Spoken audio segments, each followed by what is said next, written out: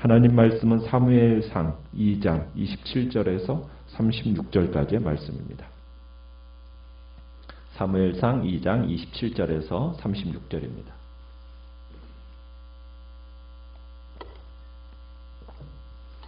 사무엘상 2장 27절입니다. 하나님의 사람이 엘리에게 와서 그에게 이르되 여호와의 말씀에 너희 조상의 집이 애굽에서 바로의 집에 속하였을 때 내가 그들에게 나타나지 아니하였느냐?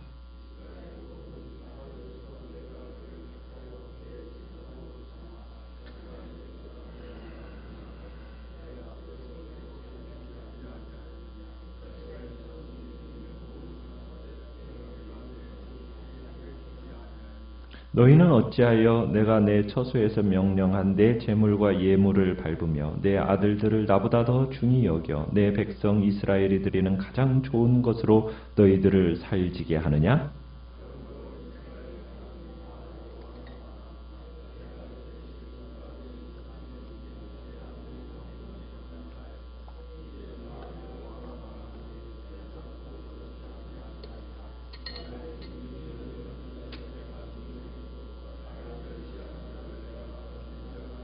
보라, 내가 내 팔과 내 조상의 집 팔을 끊어 내 집에 노인이 하나도 없게 하는 날이 이를지라.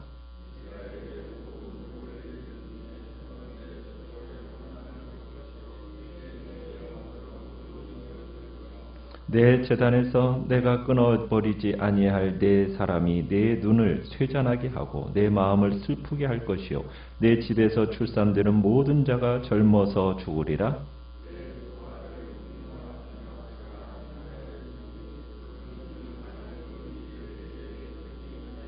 내가 나를 위하여 충실한 제사장을 일으키리니 그 사람은 내 마음 내 뜻대로 행할 것이라. 내가 그를 위하여 견고한 집을 세우리니 그가 나의 기름 부음을 받은 자 앞에서 영구히 행하리라.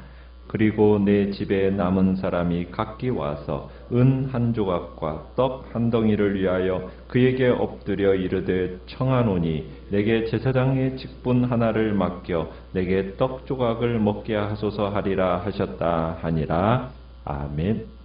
오늘 말씀의 제목은 나를 존중히 여기는 자라는 제목으로 말씀을 나눕니다. 무능한 아버지와 또 주님 앞에 죄 짓는 것을 두려워하지 않는 아들들이 오늘 본문에서 엘리의 집안에 하나님의 심판이 선포되는 것을 보게 됩니다. 이 하나님의 심판은 하나님께서 엘리에게 직접 하시지 않고 오늘 27절에 보면 이름을 밝히지 않는 하나님의 사람을 통해서 선포되는 걸 보게 돼요.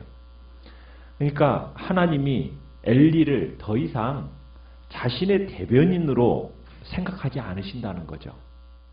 이름 모를 선지자, 그 선지자가 엘리 집안에 대한 하나님의 말씀이 선포되어지는데 이름 모를 이름 모를 선지자가 하나님 말씀을 들은 것처럼 또 우리가 이제 3장에 가보면은 누가 하나님의 말씀을 듣게 되느냐면 사무엘이 하나님 말씀을 듣게 돼요. 그런데 정작 누구는 하나님의 말씀을 못 듣습니까? 종교의 수장이라고 말하는 엘리는 하나님의 말씀을 못 듣고 있어요. 최고의 종교 지도자라고 말하는 이 엘리의 체면이 말이 아니게 되는 거죠. 그래서 우리가 하나님께 받은 직분은 여러분 우리에게 보장되는 게 아닙니다. 직분이 보장하는 게 아니에요. 우리는 하나님 앞에서 믿음의 삶을 최선을 다해 지켜내야 됩니다. 그래야 하나님이 우리에게 말씀을 하시는 거죠. 지금 어떻게 보면은 한 나라의 최고의 종교 지도자인 엘리에게 하나님의 말씀이 임하지를 않아요. 출애굽 이후에 지금까지 여호와 하나님은 아론의 후손 엘리의 집안으로 하여금 성전을 섬길 수 있는 축복을 주셨어요. 그런데 이제 이 엘리의 행동과 그 아들들의 행동이 결국에는 그 축복과 은혜를 어떻게 합니까? 거둬가 버리셔요. 받을 자격이 없는 사람이라는 것을 역력하게 드러내 보이십니다. 하나님이 엘리 집안의 이야기를 하면서 여러분 27절에 보면은 어디에서부터 이야기를 시작하느냐 하면 출애굽 시대까지 거슬러 올라가요. 한때 노예였던 자들에게 하나님께서 제사장의 영광을 허락하셨는데 그 제사장의 영광을 제대로 감당하지 못하였다는 것을 강조하기 위해서 어디까지 올라가느냐? 출애굽 시대까지 올라갑니다. 그러면서 29절에 가보면은 왜 지금 그 영광을 감당하지 못한 그 증거로서 뭘 얘기하느냐면 여호와 하나님보다도 뭘 더 중히 여겼다라는 겁니까? 자기의 아들들을, 자기의 자식들을 더 소중히 여긴 일이 그 증거가 된다는 거예요. 근데 엘리의 죄라는 것은 어떤 직접적인 죄는 아닙니다. 자기가 직접 참여한 죄가 아니에요. 그 죄는 뭐냐? 묵인죄입니다. 묵인에서 비롯된 거예요. 묵인에서 비롯된 이 죄의 책임 역시 엘리에게 있다라는 거예요. 이게 지금 성경에서 주장하는 바입니다. 죄를 짓지 않는 것도 중요하지만 남의 죄를 방관하는 묵인 또한 커다란 심판을 초래하게 된다라는 것을 우리에게 보여주고 있는 거죠. 자, 28절로 가보시면은 하나님께서 제사장에게 허락하신 특권이 무엇이 어떤 것들이 있는지에 대해서 28절에 이야기를 합니다.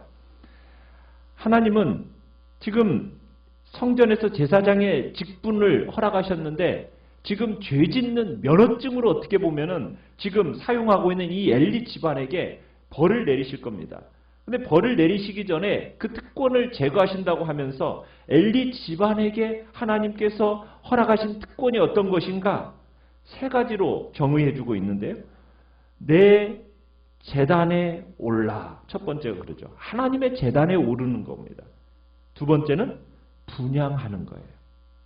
세 번째는 내 앞에서 뭘 입게 했다? 에봇을 입게 했다. 이것은 이 세 가지는 제사를 인도하는 제사장의 모습을 묘사하는 겁니다. 그러니까 하나님 앞에 제사 드리는 그 복된 직분을 허락하셨는데 이 엘리의 아들들이 이 직분을 이용해서 자신들의 입속에나 챙기는 그런 직업으로 만들어버린 겁니다. 제사장직을. 하나님이 주신, 하나님이 그 집안에만 내려주신 이 특권을 자신의 입속을 챙기는 것으로 바꿔버린 거예요. 여러분, 제사장이 아무나 될 수 있는 겁니까? 아니에요. 레위 지파. 여러분, 레위 지파 중에서도 누구만 될 수 있는 게 제사장이에요? 아론의 후손들만 될 수 있는 게 제사장이에요. 이 제사장의 직무라는 것, 특권이라는 것, 여러분 그것을 정말 잘 활용하면서 하나님을 영화롭게 하고 성도들의 삶을 행복하게 해줘야 되는 것이 이 제사장의 직분이에요. 그런데 이 자신만들이 누릴 수 있는 이 특권으로 하나님께 범죄하고 있으니 하나님이 이 특권을 어떻게 하셔야 되겠어요? 제거하셔야 되는 거. 당연하다는 거예요. 자, 이제 하나님이 한 사람을 보내셔가지고 엘리 아들들의 죄로 말미암아 그 가문에 어떠한 재앙을 내리겠다고 선포하십니까? 선포하시는 내용 중에 충격적인 내용, 가장 충격적인 내용이 뭐냐면 30절에 가보시면은 영원한 언약을 깨시겠다고 선언합니다. 그러니까 하나님이 엘리의 조상들과 맺으신 영원한 언약을 깨시겠다는 거예요. 지난 몇백 년 동안 엘리의 조상들이 천직으로 알고 정말 섬겨왔던 그 직업을 빼앗아 가시겠다는 거예요. 그래서 그렇게 얘기하고 있죠. 30절에. 내가 전에 내 집과 내 조상의 집이 내 앞에 어떻게 행하리라? 영원히 행하리라 하였으나 이제 나 여호와가 말하노니 결단코 그렇게 하지 아니하리라 하면서 영원히 허락하셨던 그 언약을 하나님이 빼앗아 가시겠다는 거예요. 그러면서 하나님이 이 엘리 집안과의 영원한 언약을 깨시는 증표는 어떻게 나타날 거냐? 34절에 가보시면 그 표징이 어떻게 나타난답니까? 내 두 아들 홈니와 비느하스가 한날에 죽을 것이다. 그 둘이 당할 그 일이 네게 표징이 되리라 하면서 재앙이 쓰나미처럼 엘리의 집안을 덮치게 될 것이고 그리고는 하나님께서는 어떻게 하시겠다고 얘기하냐면 35절에서 내가 나를 위하여 누구를 세우겠다? 충실한 제사장을 그 너의 제사장의 자리에 세우겠다. 그리고 그 사람은 내 마음과 내 뜻대로 행할 것인데 내가 그를 위해서 견고한 집을 세워줄 것이고 그는 나의 기름 부음 받은 자 앞에서 영구히 행할 것이다. 자, 여러분, 여기서 충실한 제사장은 누구고 여호와 하나님의 기름 부음 받은 자라는 사람은 누구일까? 여러분, 이 예언이 어떻게 성취되어지는지 아십니까? 엘리의 제사장직이 곧바로 다 끝나는 건 아니에요. 한동안 연명이 됩니다. 아비야, 아히멜렉, 아비아달 이렇게 연명은 되어지는데 이 마지막 아비아달이 언제 추방을 당하느냐면 솔로몬 때 추방을 당합니다. 그리고는 이 엘리 집안이었던 아비아달이 추방이 되면서 어느 집안이 세워지게 되냐면 사독 집안. 사독 집안이 영구적인 제사장 집안으로 세움받게 됩니다. 그러면서 열왕기 이제 사무엘 시대 때 이 일이 성취가 되어져요. 그러면 이때 이제 사독이 섬길 여호와의 기름 부음 받은 자는 누구냐? 여기서는 솔로몬입니다. 그러니까 이 예언은 언제 성취가 되어지는 거예요? 솔로몬 시대 때, 사독의 시대 때, 그때 성취가 되는 거예요. 그때 그를 지금 내다보고 있는 예언입니다. 자, 그러면서 이 예언이 최종적으로 성취될 때까지 엘리를 대체해서 중간 역할을 할 충실한 제사장을 하나님이 세워주시는데 그가 누구입니까? 사무엘인 거죠. 그래서 선지자는 이제 재앙이 엘리의 집안에 임하는 날, 이제 여러분 33절을 보시면은 내 제단에서 내가 끊어버리지 아니할 네 사람, 네 사람이라는 건 한 사람을 얘기하는 겁니다. 너의 사람이니까. 한 사람이 내 눈을 쇠잔하게 하고 내 마음을 슬프게 할 것이고 내 집에서 출산되는 모든 자가 젊어서 죽으리라. 여러분, 이 예언이 언제 성취가 되느냐면 사울의 칼에 아히멜렉을 비롯한 노베 제사장 85명이 한꺼번에 죽임을 당하는 사건이 일어납니다. 그때 딱 한 사람만 살아남아요. 그게 누굽니까? 아비아달이에요. 아비아달이 혼자 도망쳐서 다윗에게로 찾아오는 일이 있어요. 이처럼 여러분, 이름 모를 선지자가 지금 엘리 집안에 선포한 모든 것이 하나씩 하나씩 성취가 되어져서 마침내는 솔로몬 시대에 이르러서는 모두 현실이 되어져 버리는 거예요. 하나님의 말씀 그대로 다 이루어지게 됩니다. 여러분, 엘리 집안이 정말 하나님께서는 원래 영원한 영영이 제사장 직분을 정말 주시려고 했었는데 그 계획을 하나님께서 돌이켜버리시고 엘리 가문의 그 가혹한 저주를 내리게 되시는 여러분 결정적인 요인이 무엇입니까? 그 결정적인 요인이 뭐예요? 바로 30절에 그렇게 얘기하고 있죠. 왜 지금 엘리 집안이 심판을 받느냐? 끝에 보면 그렇게 얘기합니다. 나를 존중히 여기는 자를 내가 존중히 여기고 나를 멸시하는 자를 내가 경멸하리라. 결국에는 엘리 집안이 엘리와 그의 아들들이 뭐 했다라는 거예요? 여호와 하나님을 멸시했다라는 거죠. 그래서 내가 경멸히 여긴다는 거예요. 나는 나를 존중히 여긴 자를 존중히 여기는 분이다. 하나님은 그분이라는 거예요. 엘리와 그의 아들들이 여호와 하나님을 멸시했다라는 겁니다. 하나님이 지적하는 엘리의 문제는 무능의 문제가 아니에요. 제사장의 직분이라는 건 뭡니까? 하나님을 경배하고 하나님을 찬양하고 하나님을 높여드리면서 수많은 백성들 역시 하나님을 찬양하고 경배하도록 도와드리는 자리가 그 자리인데 지금 엘리는 제사장의 자리에서 하나님을 높이지 않고 누구를 높였다라는 거예요? 자기를 높이고 자기 자식들을 높였다는 거예요. 지금 하나님이 이것을 지적하시는 겁니다. 그래서 엘리가 몰락하는 과정을 표현하는 이 단어들을 원어로 보면 하나님께 올려드려야 할 존중을 자기가 가로챘다라는 것으로 지금 이렇게 표현하고 있는 거예요. 엘리는 제사장의 자리를 가지고 하나님을 경배하고 높이기는커녕 그 자리에서 하나님의 영광을 가로치는 짓을 했다. 지금 선언하고 계시는 겁니다. 하나님은 이스라엘 백성을 선택하셨어요. 자신의 소유로 삼으셨고 제사장 나라로 삼으셨어요. 그 이스라엘 나라 중에서 특별히 12지파 중에 어느 지파를요? 레위 지파를 택하셨고 레위 지파 중에서도 어디를요? 아론의 후손들을 제사장 역할을 감당하도록 특별한 권리를 주신 거예요. 이것은 선택받은 이유가 그들에게 무슨 자격이 있어서입니까? 아니죠. 그냥 무조건적인 선택이었어요. 전적인 하나님의 은혜였어요. 그러면 그 은혜를 아는 자라면 그 은혜 안에 거하기 위해서 하나님은 그에 합당한 삶을 요구하고 계시는 거예요. 제사장들에게는 특별히 여호와께 성결, 하나님 앞에 성결한 삶을 요구받고 있는 겁니다. 제사장으로서 그런데 지금 엘리와 그의 아들들은 성결한 삶을 살지 못하고 온갖 악행을 일삼으니까 하나님께서 그 가문을 영영히 누릴 수 있도록 해야 되겠습니까? 아니라는 거예요. 그 제사장의 특권을 박탈당하게 하시고 하나님께 버림받게 되었다는 겁니다. 하나님께서 우리를 택하여 부르셨어요. 택함 부름받은 자로서 우리를 하나님의 제사장으로 삼으셨습니다. 왕 같은 제사장으로 우리도 동일하게 하나님께서 택하여 부르셨어요. 그렇다면 우리의 삶 속에서도 하나님이 여전히 우리에게 기대하시는 바는 무엇이겠습니까?